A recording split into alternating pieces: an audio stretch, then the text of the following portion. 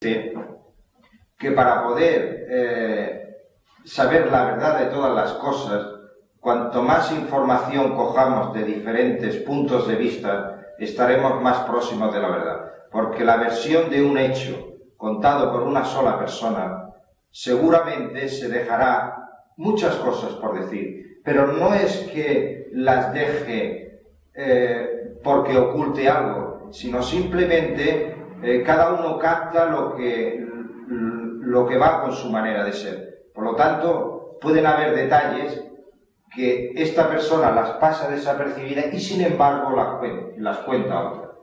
Por lo tanto, la historia, la pasión y muerte y vida de Jesucristo está contada por 4 evangelistas en los cuales cada uno se complementa. Y así tenemos que son, como sabemos, son 4. Y da la casualidad que 4 son los elementos o 4 son los vehículos que nosotros tenemos. Por lo tanto, podríamos decir que el Evangelio de San Juan va de cara a la revelación. A la revelación quiere decir es que una persona empiece a leer unos textos y de pronto se sienta como extasiado, como que lo está comprendiendo todo.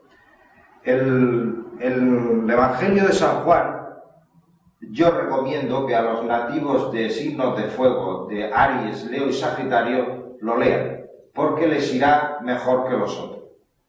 O sea que en el fondo lo que se ha hecho cuando están estos 4 evangelistas es explicar la vida de Jesucristo de manera esotérica para cada uno de los elementos, para que cada uno pueda alimentarse. Entonces tenemos el de San Lucas, que va enfocada de cara a las personas muy sentimentales. La persona que quiera penetrar en los misterios del amor y sea uno de los nativos de signos de agua, que como vosotros sabéis es Cáncer, Escorpio y Piscis, es mejor que lea Lucas, porque a través de la lectura de él podrá imbuirse mucho mejor de lo que hay ahí escrito. San Marcos va dedicado al intelecto, a las personas muy razonadoras, y los que les gusta la mente y razonar son los nativos de Libra, Acuario y Géminis. Entonces, las personas que sean nativos de uno de estos 3 signos, si quiere acercarse a Dios, lo que tiene que hacer es leer el de San Marcos. Y para aquellos nativos de elemento de tierra, Capricornio, Tauros y Virgo, que lean el de Mateo. El de Mateo, aparte que va dirigido a estos nativos de signos de tierra, al mismo tiempo es un compendio de todos los demás, porque si os fijáis y lo leéis, Mateo es una persona muy detallista, es la única que da el máximo de detalles, se recrea en la explicación, es como si hiciera una narrativa y en la cual estuviera explicando una historia, cuando a los otros no les importa tanto de los detalles, sino mayormente se centran en las palabras, en los hechos y en los milagros. Podríamos decir que Mateo es el que más paja pone dentro del relato. Pero claro, a los signos de tierra que les gusta tocar y les gusta comprender y les gusta la cronología de los hechos, Mateo le irá estupendo. El poder tratar de explicar el sentido esotérico de estos 4 evangelistas no se puede dar a través de una clase, por una sencilla razón, de que como cada alma tiene su punto evolutivo y la verdadera enseñanza esotérica es oral, jamás escrita, quiere decir que cada persona que se ponga a leer uno de estos textos y tenga un conocimiento previo o vaya en pos de una búsqueda, su corazón ya le hablará de lo que tiene que decir.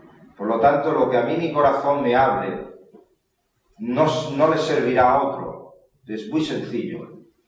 Nosotros, para que una persona no se muera de inanición, tiene que comer, otro no puede comer por él. O sea que cuando las enseñanzas esotéricas están llegando al final, es un paso individualizado. No pueden haber normas ni reglas. Ahora bien, una vez apartado esto, lo que sí está escrito a través de los 4 evangelistas son como 8 modalidades de iniciación, en los cuales el aspirante al reino del amor tiene unos puntos claves a través del relato que le explica con mucha claridad las transformaciones que ha de ir sirviendo su alma. En el libro Iniciación Antigua y Moderna de la Fraternidad Rosa Cruz, acordaros que estuvimos hablando todo lo referente al Antiguo Testamento, picoteando en un lugar y otro, pues que a lo mejor en 4 o 5 años seríamos capaces de capítulo por capítulo, seríamos capaces de poderlos desvelar. Pero ahora en la parte de la iniciación moderna nos viene la iniciación cristiana mística, o sea que es la iniciación a partir del cristianismo. Cuando hablamos de iniciación en Occidente se está acostumbrado a un tipo de iniciación, a un tipo como si unos maestros nos enseñaran o nos guiaran o nos dieran una fórmula para poder abrir los mundos invisibles. Esto nos viene de las iniciaciones antiguas orientales, del budismo y del hinduismo, en el cual, como ya hemos quedado explicado otras veces, son las iniciaciones y las enseñanzas esotéricas de hace 4.000 y 6.000 años, en los cuales el ser humano todavía no tenía el vehículo mental y necesitaba de la ayuda exterior para poder dar algunos pasos.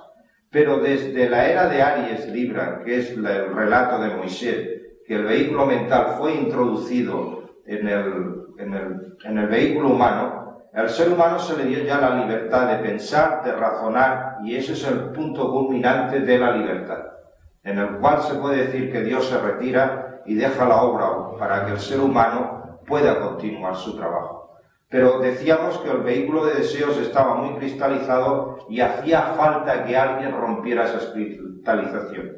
Y eso es lo que ocurrió con la venida de Cristo, que fue el romper todas las cristalizaciones del vehículo de deseo producidas por todo tipo de egoísmos y ambiciones, y entonces el vehículo mental quedó completamente conectado y a punto para poder ser útil para la iniciación.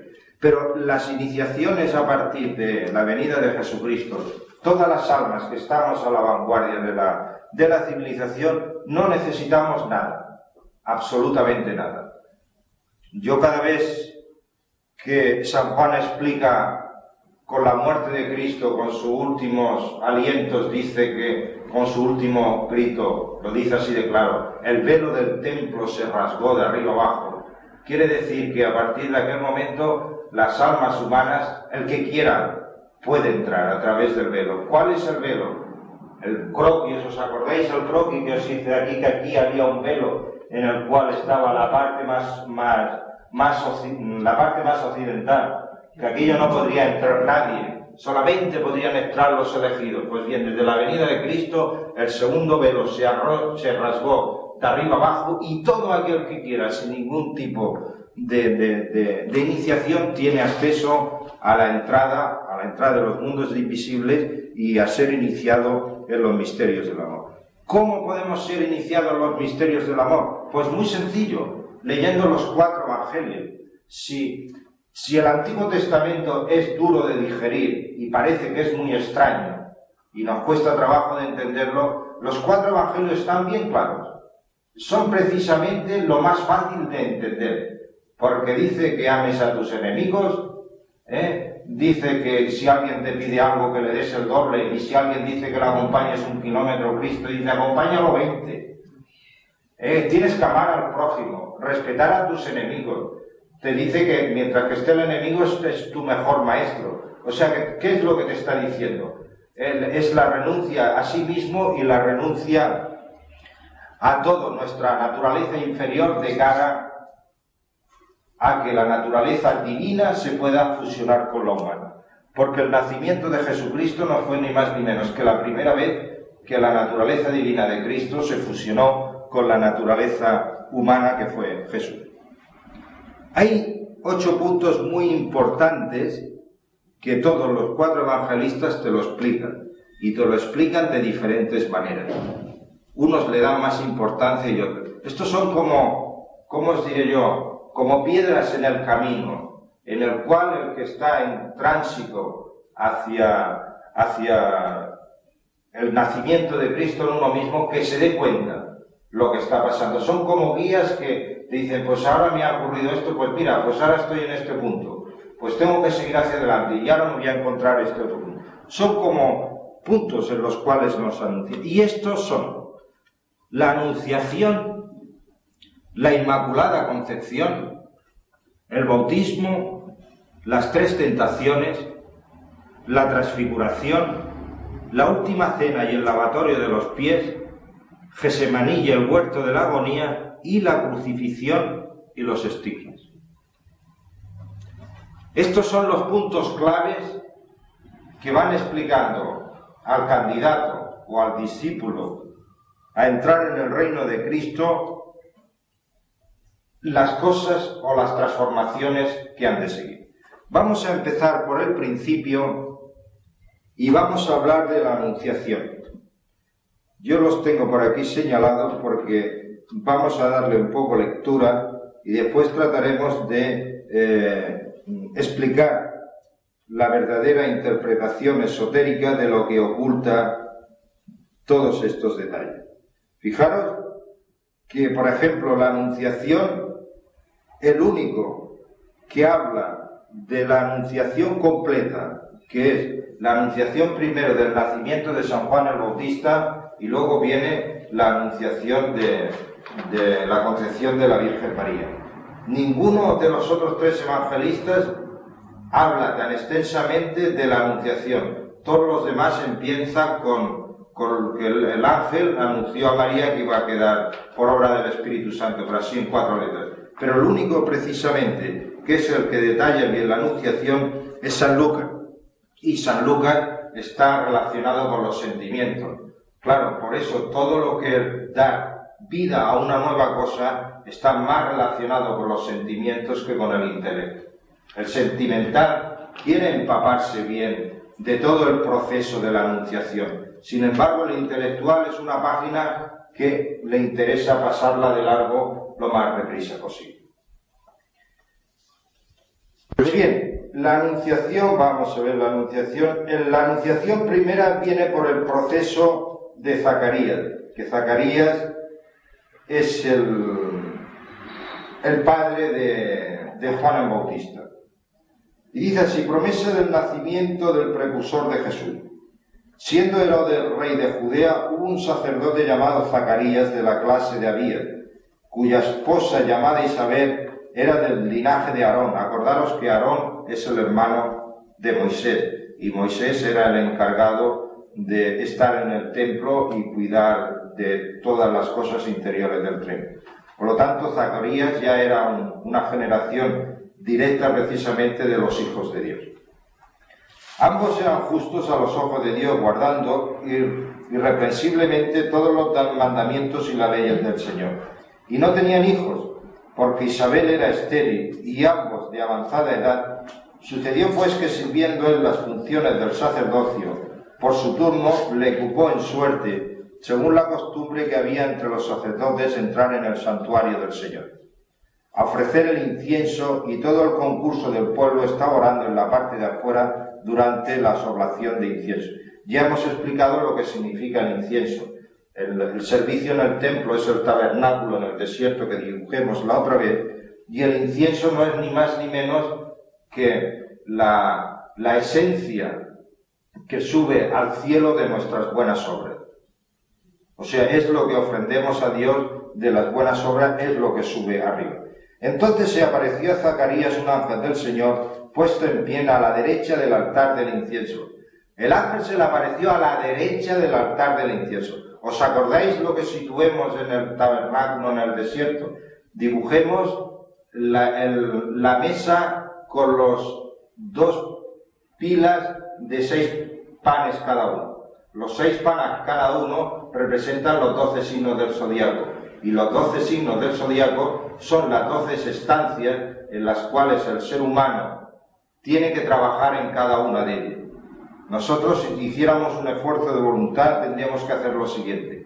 Cada mes, cada vez que hay una luna nueva, nosotros deberíamos de preocuparnos por lo que marca ese sector y no preocuparnos de cosas ocurridas hace 3 meses. Por la sencilla razón que si nosotros nos ocupamos de las cosas en su debido tiempo, las soluciones y los problemas los podremos solucionar mejor. ¿Por qué? Porque todas las fuerzas del cosmos, por decirlo de una manera, durante aquellos 28 días de aquella luna entera, todo está trabajando para que nosotros asimilemos aquella experiencia. Por lo tanto, y se ponía el incienso encima de los 12 panes, y todas las semanas se quemaban el incienso, se quemaba en el altar del centro, que era donde se quemaba, que era lo que subía hacia arriba. Que eso es el simbolismo de que nosotros cada mes, por lo menos, tendríamos que hacer un reordenamiento de nuestra conciencia y todas nuestras buenas obras y todos nuestros sacrificios ofrecérselos a Dios en su nombre. Y eso es el incienso y el aroma que son. Y entonces ya fijaros que el ángel estaba precisamente a la derecha del altar del incienso, con cuya vista se estremeció Zacarías y quedó sobrecogido de espanto. Mas el ángel le dijo: no temas, Zacarías, pues tu oración ha sido escuchada y tu esposa Isabel dará a luz un hijo a quien pondrá por nombre Juan, el cual será para ti objeto de gozo y júbilo, y muchos se regocijarán de su nacimiento. Porque ha de ser grande en la presencia del Señor, y no beberá vino ni cosa que pueda embriagar, y será lleno de Espíritu Santo ya desde el seno de su mano. Y se convertirá a muchos de los hijos de Israel al Señor Dios suyo, delante del cual irá él con el espíritu y la virtud de Elías. Muchas personas dicen que la Biblia, el Nuevo Testamento, no habla del renacimiento, pero en realidad esto es uno de los pasajes en los cuales vemos que el que hizo el papel de Elías vuelve a renacer haciendo el papel de San Juan el Bautista. Y luego en la transfiguración, que es uno de los puntos claves también, vemos como que cuando Jesús se lleva a sus apóstoles, entre comillas, a un monte, y en el cual, en aquel monte, el rostro de Jesús se pone brillante y todas sus ropas brillan con una luz intensa, junto a él aparecieron Moisés y Elías. Y entonces, hablando entre ellos, dice: ¿y Elías no ha vuelto? Dice: no, pues si Elías ha vuelto. Dice: si lo han matado y no os habéis enterado, que ahora leeremos el texto. Textualmente quiere decir eso, que realmente San Juan el Bautista fue Elías. Y aquí ya lo dice, delante del cual irá él con el espíritu y la virtud de Elías. O sea que ya se está refiriendo que es el alma de Elías la que vuelve en el cuerpo de San Juan Bautista. Y hacer que los incrédulos tengan los sentimientos de los justos a fin de preparar al Señor un pueblo bien dispuesto. Pero Zacarías respondió al ángel: ¿por dónde podré yo certificarme de eso? Porque yo soy viejo y mi esposa de edad muy avanzada. El ángel replicóle y le dijo: yo soy Gabriel, que asisto al trono de Dios, de quien he sido enviado a hablarte y a traerte esa feliz nueva. Y desde ahora quedarás mudo y no podrás hablar hasta el día en que sucedan estas cosas, por cuanto no has creído a mis palabras, las cuales se cumplirán a su tiempo. Entre tanto estaba el pueblo esperando a Zacarías y se maravillaba de que se detuviese tanto en el templo.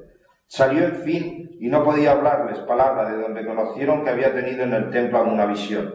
Él procuraba explicarle por seña y permaneció mudo. Cumplió los días de su ministerio y volvió a su casa. Después Isabel, su esposa, concibió y estuvo 5 meses oculta y decía entre sí: esto ha dicho el Señor, conmigo ahora que he tenido a bien borrar mi aprobio entre los hombres. Luego más adelante hay aquí un pasaje cuando Isabel tuvo a Juan el Bautista, le dijeron: el Dios todo vinieron a la circuncisión del niño y llamábanle Zacarías, del nombre de su padre. Pero su madre, oponiéndose, dijo: no por cierto, sino quiero que se llame Juan. Y dijéronle: ¿no ves que nadie hay en tu familia que tenga ese nombre? Al mismo tiempo preguntaban por seña al padre del niño cómo quería que se llamase. Y él, habiendo pedido una tablilla, escribió así: Juan, ese es su nombre. Lo que llenó todo de admiración, y al mismo momento que el padre escribió el nombre de Juan, Zacarías recobró el alma. En resumen, esta historia no es ni más ni menos que un alma que ya durante mucho tiempo ya está sirviendo en la casa del Señor y está todo el día haciendo buenas obras y está santificándose cada día. Llega un momento que el alma humana pierde todo interés por el mundo físico. Pero antes de que aparezca la primera naturaleza espiritual o la última naturaleza espiritual, que ha de ser definitiva, tiene que haber un silencio. Las antiguas costumbres nuestras y las antiguas ideas y las antiguas maneras de obrar en el mundo tienen que enmudecerse, perdón. Tienen que enmudecerse. ¿Qué quiere decir? Que lo viejo tiene que morir. Y el símbolo de la muerte es la mudez de Zacarías. Y luego hay otra cosa muy importante, que cuando vienen los familiares les dicen, ¿cómo es que no le pones un nombre de algún antepasado? Dice, no, me han dicho que le diga Juan. Pero ¿cómo es posible? Eso no puede ser. Eso también tiene otro significado. Es el símbolo de que toda persona que tiene la costumbre, a Dios gracias, cada vez eso se impera más. Ya se ha quitado la costumbre de poner el hijo, el nombre del abuelo, del tío y tal. Ya la gente ya lo que quiere nombres nuevos en los cuales no tiene ninguna referencia con su familia. La gente mayor lo encuentra mal, pero eso es señal de que en la humanidad están viniendo fuerzas nuevas. Y no es ni más ni menos que eso, que si le hubieran puesto un nombre anterior, quería decir eso, que el alma todavía estaba anclada en el pasado. Por lo tanto, al tener un nombre nuevo que no está en relación con ningún antepasado suyo, significa que es una fuerza espiritual nueva. Más libre, ¿no? Más libre. Y a más otra cosa, la mujer era vieja y ya había sido agotado. O sea que es necesariamente, para que la naturaleza espiritual nazca, los impulsos de hacer obras en la tierra tienen que estar agotados. Pero no por voluntad, porque tú por voluntad te puedes aislar en un lugar y decir, pues mira, me voy a dedicar a la oración. Pero en realidad, si no es una transformación interior, cuando vuelvas a renacer, volverás otra vez a la tierra y con más problemas todavía. O sea que la cuestión es esa, llega un momento que después de querer servir tanto a Dios durante una vida tras otra vida, llega un momento que la necesidad interior de producir cosas en el mundo material se acaba. Las tendencias viejas ya no te reclaman, te quedas mudo. La mujer como símbolo de querer producir cosas en el mundo no es ni más ni menos que el símbolo de la maternidad. Aquel punto también está acabado.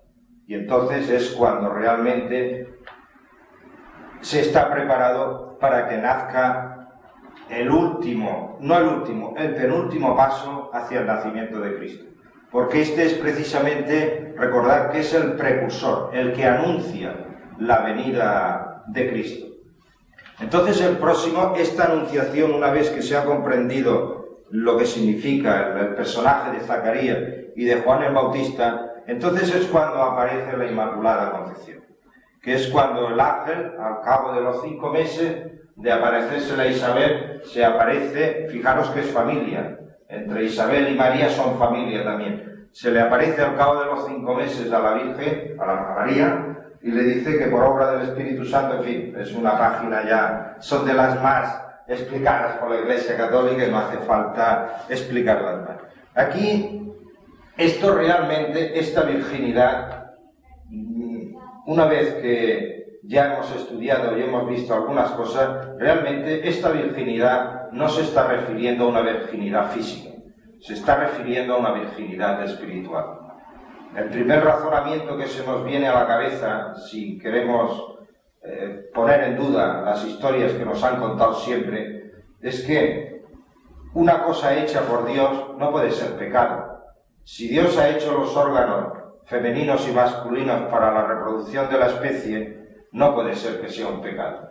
A partir de aquí, la Iglesia Católica ha creído que eso ha sido un pecado y es lo que ha creado esa montaña tan grande de que aquello es una perversidad, que es un pecado inuminoso. Han llegado al extremo del celibato, del aislamiento, y en fin, han creado una cantidad de karmas de amor y karma de dar la oportunidad para que almas nuevas puedan seguir viniendo al mundo a través de los cuerpos, de nuevos cuerpos. Y si una persona cuanto más perfecta o cuanto más noble o cuanto más buena es mejor que tenga hijos, por la sencilla razón de que las almas que vienen a unos padres puros siempre serán almas muy elevadas. Las almas que vienen al mundo en un estado de lujuria y en una gran orgía, realmente lo que vendrá tiene que ser bajo, porque lo semejante atrae lo semejante.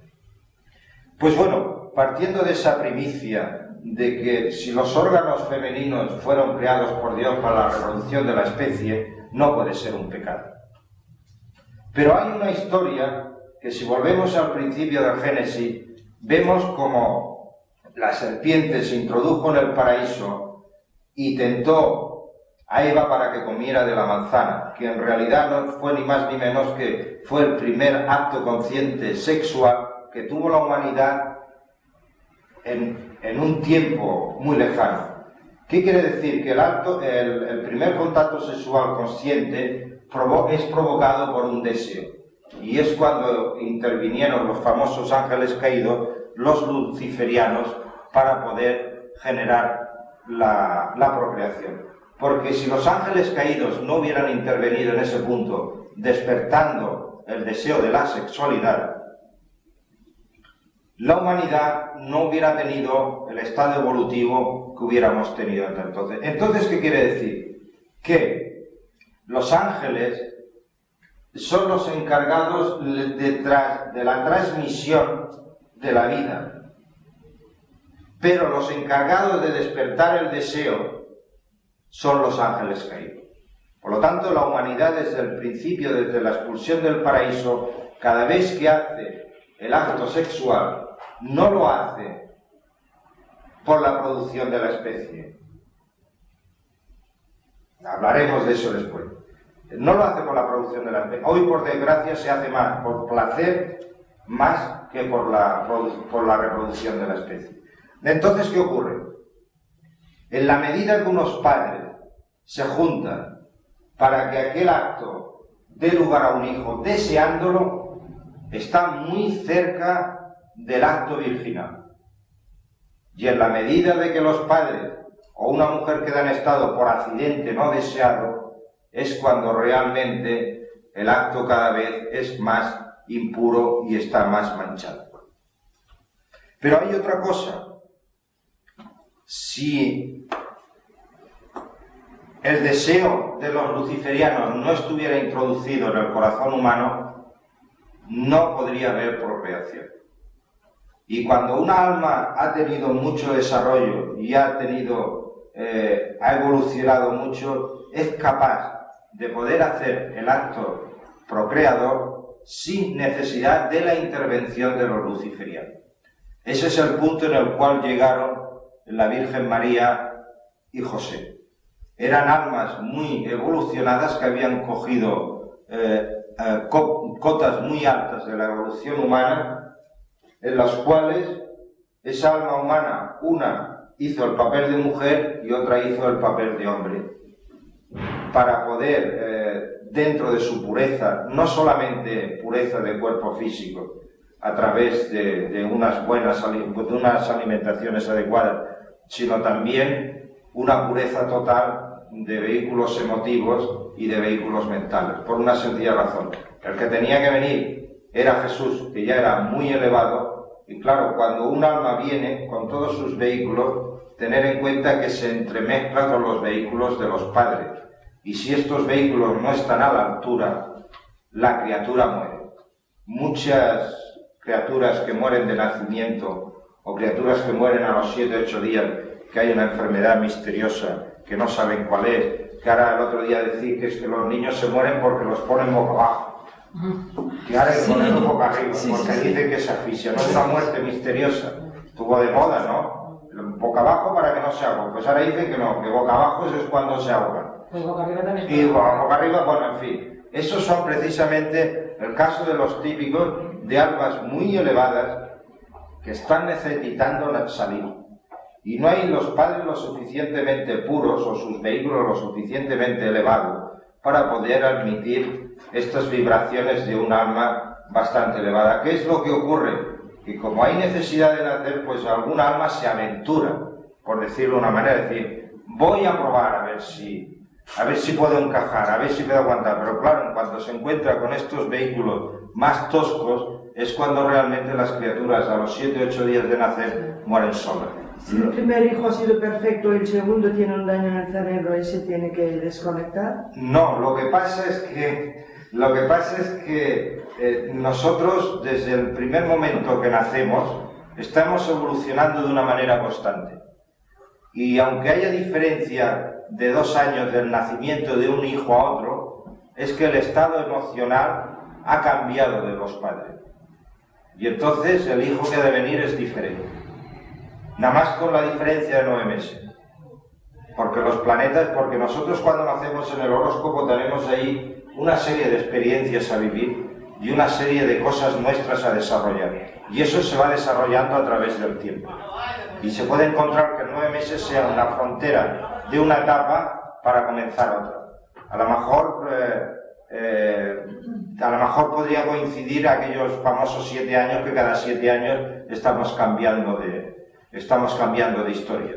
Son 5 años de diferencia del perfecto hasta el 5 años, cuando el perfecto, ¿qué años?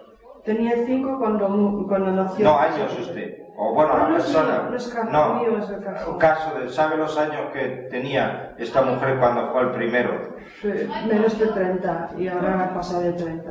Y bueno, a lo mejor estaría en la frontera de 7 por 5, 35, estaría en la frontera del 4, no me extrañaría. Si era menos de 30 estaba en la etapa de Júpiter, que es la abundancia y las cosas perfectas, y entró en la etapa de Marte, que es la violencia y la rotura. No me extrañaría que fuera en el tránsito de esas 2 etapas de diferentes experiencias, porque nosotros sucesivamente vamos enfrentándonos a nuevas situaciones. Por eso hay épocas en las cuales todo nos sale bien y sin darnos cuenta se nos gira todo y todo nos sale mal. Son experiencias que estaban escritas y las teníamos que ver. O sea que esto de la Inmaculada Concepción no es ni más ni menos que un estado espiritual en los cual la persona, María y José, hicieron el acto sexual como todo el mundo, no como dice la Iglesia que fue por obra del Espíritu Santo sin la intervención de varón, sino simplemente que hicieron el acto sexual como cualquiera, pero no fueron impulsados por el deseo luciferiano, sino fue impulsado por un deseo de sacrificio, y que ellos ya, de los mundos invisibles, hacía mucho tiempo que se habían puesto de acuerdo, como 6 o 7 actores que dijeron, bueno, va, ¿quién hace el papel de Jesús? Yo, y tú el de María y el de José y tal. Fueron los que se pusieron, para que, decirlo coloquialmente, se pusieron de acuerdo a ver cada uno lo que hacía el papel. Luego más tarde, o sea, que fijaros bien, primero tiene que venir, en el proceso espiritual tiene que venir el enmudecimiento y la muerte del pasado, con Zacarías. Después tiene que venir el anunciador, San Juan el Bautista, que anuncia el que ha de venir. Y entonces, con la Inmaculada Concepción, ya el Cristo ya ha venido. A partir de aquí se suceden una serie de circunstancias en las cuales son como piedras en el camino que nos van indicando. Y la próxima piedra en el camino es el bautismo. El bautismo, mucha gente piensa que, o está de moda, unos dicen que hay que bautizar a las criaturas a los 8 días de nacer, otros dicen que tienen que esperar a los 14 años para que decida si quiere entrar en la religión cristiana o no quiere entrar en la católica, otros dicen que es igual a los 3 años, en fin, hay una disparidad de criterios. Toda esta disparidad de criterios es debido a que realmente estas cosas se están perdiendo y cada vez la Iglesia Católica, por desgracia, cada día se está vulgarizando cada vez más y cada vez se está cristalizando cada vez más. Entonces, tener en cuenta que como todo esto es una historia interior espiritual, no tiene nada que ver con un proceso exterior. Por lo tanto, el auténtico bautismo puede ocurrir en cualquier lugar y en cualquier edad. Puede ocurrir en el desierto donde no haya una gota de agua, puede ocurrir en el trabajo mientras que estemos trabajando, puede ocurrir durmiendo o puede ocurrir en cualquier momento. Y la pista de que somos bautizados, por decirlo de una manera en el Espíritu de Cristo, es cuando la persona en algún momento de su vida siente la necesidad interior en su corazón de querer comprender el dolor y el sufrimiento del mundo, y a partir de aquel momento todo su ser se moviliza para intentar de aliviar ese sufrimiento y ese dolor. En el fondo, el bautismo no es ni más ni menos que la comunión o la unión con el resto de la humanidad. ¿Me habéis captado bien lo que es el bautismo? Bueno, El mero hecho de echar agua, o sea, el agua son los sentimientos puros que vienen de arriba. La Iglesia tiene costumbre y es la bendición. Pero en realidad el bautismo interior viene cuando el corazón siente el dolor en el mundo. ¿Querías preguntar algo? Es cuando siente. Quiere decir que el bautismo, a lo mejor tú lo has recibido 3 o 4 vidas anteriores, o 6 o 7. Y entonces, en esta vida no recibes esa sensación, pero tú ya sabes que has recibido el bautismo hace mucho tiempo. Yo a veces, y no es por decirlo, a veces veo personas impedidas o físicas que la ves tullidas, porque yo hago los mercados por la Costa Brava y acostumbran a venir muchos extranjeros que los traen en silla de ruedas, y bueno, hay algunas cosas te ponen los pelos de punta. Pues yo más de una vez o más de 2, no sé qué ha pasado, que verlo y me he puesto a llorar. O sea, verlos ha habido como una comunicación de corazón a corazón, y en aquel momento hay una comunión. Sientes el sufrimiento, sientes el dolor, sientes la gana de poderlo ayudar, y es que no puedes contener la lágrimas. Ese es el auténtico bautismo. No quiere decir que lo vayamos a recibir, sino que lo hemos recibido en vidas anteriores, por lo tanto estamos movilizados ya para poder aliviar el sufrimiento de los demás. Pero nos falta una cosa, nos falta la fe para poder ayudar. Porque la fe, mucha gente, ya sabéis vosotros, que en esto de la transfiguración, bueno, me adelantaré porque es que el tiempo se nos acorta y es muy largo y muy bonito. Sabéis vosotros que, ¿a qué os quería decir? A la fe, es un problema. No somos capaces de ayudar al sufrimiento del mundo, porque todavía no hemos llegado a la etapa de la transfiguración y la fe nace en nosotros. La fe no es ni más ni menos que todas nuestras diferentes partes esté a una. Cuando todas las diferentes partes, todas esas personalidades espirituales que llevamos dentro, fueran a una y todas a la una dijeran, por eso Cristo le dijo, si tu fe fuera como un grano de mostaza, le dirías a esa montaña que se moviera y se movería. Y cuando baja Jesús de la transfiguración y lo primero que se encuentra es un loco, y los discípulos que ya tenían alguna facultad de poderes intentaban de echar a aquel demonio, no podían echarlo. Y se maravillan, dice, pero si nosotros hemos intentado echar el demonio de esta persona dentro, ¿tú cómo lo has conseguido?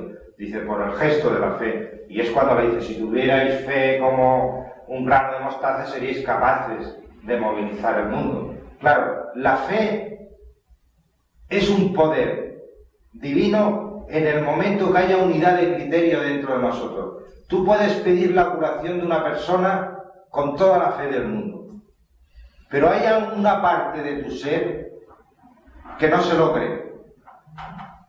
Y en el momento que haya una parte de ti que no se lo crea, aquello no se producirá. Estas partes de nuestro ser son los 4 vehículos que he oído hablar. No, son las entidades, porque nosotros a través de nuestra historia vamos creando muchas entidades artificiales dentro de nosotros que nos están, ¿cómo te diré yo? Nos están esclavizando, nos están ordenando cosas. Para hacerlo más claro, un vicio en la persona que bebe. ¿Bien? La persona que bebe, que quiere salir del alcoholismo, por decirlo de una manera, no puede salir. ¿Por qué no puede salir? Él ya quiere salir, pero su vicio ha creado una entidad dentro de sí, dentro de su psique, que se alimenta de aquel vicio, hasta que aquel que ha creado dentro de sí esa personalidad que se alimenta que es la que está obligando al vehículo físico a beber, no se unifica en el criterio de que lo puede hacer, no podrá salir del vicio. Cuando esa entidad que moviliza a beber, primero tiene que querer, o sea, es lo que dicen los médicos, para que un alcohólico que pueda salir, primero tiene que reconocer que es alcohólico. Entonces ya ha corrido el 50%, ¿no? Después tiene que empezar en marcha, y entonces ya pone en marcha, y si aplica voluntad, entre la ayuda a los demás, lo puede superar. Pero claro, será el caso de que el ser dice, yo quiero librarme del alcoholismo, pero hay una parte en su naturaleza que todavía ni lo reconoce. Entonces, claro, ese es el punto en el cual nos salta. Ese es el secreto de la fe, la unidad dentro de nosotros mismos. Pero esa unidad todavía, esa unidad nada más que es producida en nuestra alma con el nacimiento de Cristo. Hasta que Cristo no nace, la fe no nacerá. Y entonces es cuando pueden, porque sus discípulos en aquella época estaban siendo instruidos, pero todavía no habían recibido a Cristo. A Cristo lo reciben cuando Él muere, que es cuando se le aparece después de muerto y le aparece como lenguas de fuego, y entonces el Espíritu Santo les da el don de la palabra. Entonces sí que reciben el cuerpo de Cristo, mientras tanto no lo reciben. Y el secreto de la fe es eso. Por eso que nosotros cuando hacemos aquí el servicio de curación, decimos, la concentración para que sea efectiva no es solo un proceso intelectual, un frío proceso intelectual. Si tu plegaria no tiene una cierta cantidad de sentimiento, el objeto no se realizará. Porque en realidad Cristo ha de venir a través de nuestro corazón, no a través de nuestra mente. La mente está reservada para la venida del Padre cuando nos reserve sus misterios. ¿Entendéis por dónde va la cosa? El secreto de la fe es muy curioso, porque mucha gente, claro, pueden haber personas que a lo mejor lleguen a ese punto, o Cristo les haya nacido ya en vidas anteriores y la unidad de la fe la tengan, pero la fe no es ni más ni menos que eso, la unidad de criterios. Si todos los diferentes seres que tenemos dentro de nuestra cotidianidad, todos los piden a una y se lo creen que es así, así será. Pero en el momento que haya alguien que dude, ya no se hace. Es como cuando se emprende una obra humana. Cuando se emprende una obra humana, un negocio, una empresa, lo que quiera, si los socios que lo llevan adelante, todos unánimemente, aquello va a salir adelante, y va a salir adelante, y va a salir adelante, aquello sale adelante. Pero en cuanto haya uno que meta el malfario, que esto saldrá más porque esto por aquí, ahí si los impuestos no pagaremos, y los trabajadores, y esto, en el momento que una de las partes decaiga, y estará trabajando, estará incorporándose, pero en realidad no trabajará para que ello salga bien, aquella obra se hundirá o no se realizará. Eso es el secreto de la fe. Después del bautismo nos vienen las tentaciones, que las tentaciones es muy curioso. Bautismo, vamos a ver. Después del bautismo automáticamente vienen las tentaciones. Después de bautizado, Jesús se retira de manera automática al desierto. Después bautizado, pues Jesús, al instante que salió del agua, se le abrieron los cielos y vio bajar al Espíritu de Dios a manera de paloma, no en forma de paloma, a manera de paloma, y posar sobre él. Y oyóse una voz en el cielo que decía: este es mi Hijo amado, en quien tengo puesto mi complacencia. Y a continuación viene el capítulo Tentaciones de Jesús. Entonces Jesús fue conducido al desierto por el Espíritu para que fuese tentado por el diablo. O sea que uno de los pasos a seguir adelante del sendero, tienen que venir 3 tentaciones. Una tentación por las necesidades materiales, otra tentación por las necesidades emotivas y otra tentación por las necesidades intelectuales. Y después de haber ayunado 40 días y 40 noches, tuvo hambre. 40 días y 40 noches es lo que tenemos por costumbre celebrar en la Cuaresma, que son 40 días, la Cuaresma empieza siempre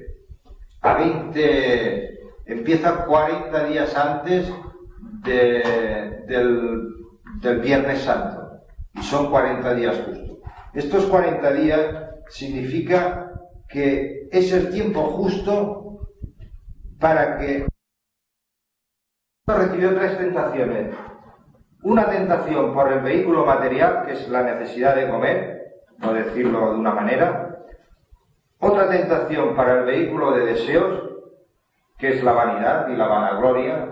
Y otra tentación referida al vehículo mental, que es el intelecto, la inteligencia. Todo discípulo aspirante al Cristo, al llegar a la religión, al cristianismo, está sometido a estas tres pruebas.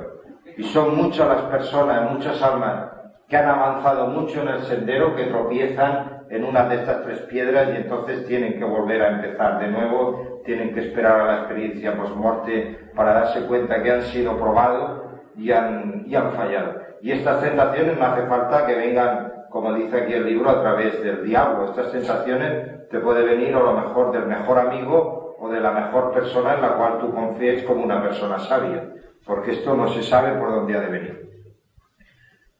O sea, estos 40 días es el tiempo justo que hace falta que el vehículo físico se debilite hasta tal extremo de que la conciencia humana esté de lleno imbuida y metida dentro de los vehículos, dentro de los mundos invisibles. Es la única manera. Si alguien quiere tener experiencias de los mundos invisibles, que haga un ayuno de 40 días que los tiene garantizados. Pero esto es muy peligroso. Es muy peligroso porque entonces vas a ver en realidad, porque aquí dice que fue reeditado en el desierto, pero San Juan dice que se retiró al desierto junto con las fieras salvajes. Cuando se habla en esoterismo fieras salvajes se refiere a los bajos instintos, a de los demás bajos. Por lo tanto, antes de enfrentarse hay que haberse purificado bastante, por decirlo de una manera, que querer entrar así a pelo, así como salgamos, porque entonces aquello puede ser brutal. Lázaro, la película de aquella, o sea, la última tentación de Cristo. Ah, sí, aquella es muy bonita. A mí me gustó mucho aquella película. La última tentación de Cristo. Aquello fue una maravilla. Está muy bien hecha. Sí, aquello sí. ¿La viste? Preciosa aquella película. Aquello es para disfrutar. Aquello es para disfrutar. Bueno, entonces, acercándose el tentador, le dijo: si eres hijo de Dios, di que estas piedras se conviertan en pan. La primera tentación es el pan. El pan está referido con el alimento físico. Por lo tanto, trasladado al presente, o trasladado a un presente evolutivo determinado, podríamos decir que es el típico caso de aquellas personas, lo que estábamos hablando antes, de aquellas personas que tienen que comunicar un mensaje y entonces con la excusa de que qué comeré, obliga a un tanto la enseñanza. O sea, la necesidad material les hace pedir algo a cambio, como diciendo: yo te doy esto, pero tú me tienes que alimentar a mí, si tú no me alimentas, yo no te podré seguir dando este mensaje. Esa es la primera tentación, que es lo típico y está lleno de escuelas y filosofías pseudo-esotéricas que te están pidiendo un tanto por aquello que te están enseñando. Y está claro que una cosa espiritual no puede tener valor material, porque en el momento que le pongas un precio, una persona pobre que no pueda, lo estás alejando. Y el verdadero sendero espiritual no es para ricos, muy al contrario. Cristo lo que vino a traer fue el evangelio de los pobres, no el evangelio de los ricos. Entonces esta es la primera tentación. A Jesús le respondió: escrito está, no solo de pan vive el hombre, sino de toda palabra que sale de la boca de Dios.